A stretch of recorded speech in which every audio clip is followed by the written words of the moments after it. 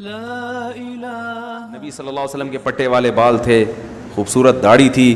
آپ نے فرمایا مونچھیں کم کرو اور داڑھی بڑھاؤ. الٹا کام ہو رہا ہے. تو مرد کا اللہ نے اس میں حسن رکھا, عورت کا حسن سر کے بالوں میں.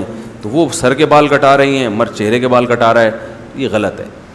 تبھی آپ دیکھ لو جس مرد کے داڑھی ہوتی ہے وہ ایک دم کٹا دے تو بہت ہی عجیب سا لگ رہا ہوتا ہے, ایک دم چہرے کی رونق ختم ہو جاتی ہے.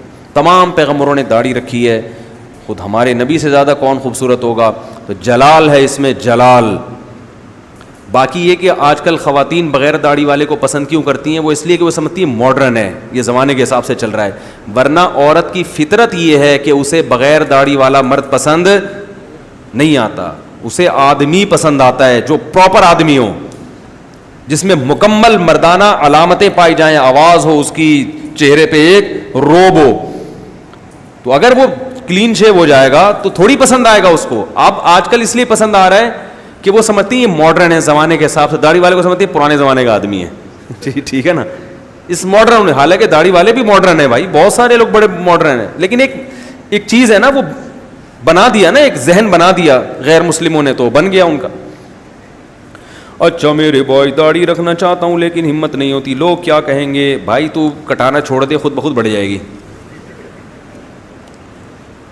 چھوڑ دو کینچی لگانا, بلیڈ, خود بخود کیا ہوگا. تھوڑے دن تک عجیب سی لگتی ہے کیونکہ بے تکے بال بڑھتے ہیں نا, کیونکہ شروع میں آپ شیو کرتے رہے, اب ایک دم سے عجیب سے, تھوڑے دن تک عجیب سے لگے گی. جب وہ برابر ہو جائے گی, ایک وقت کے بعد جا کے رک جائے گی, پھر پراپر اس کو برابر کر دیں تو پھر انشاءاللہ لوگوں کو بھی اچھی لگے گی.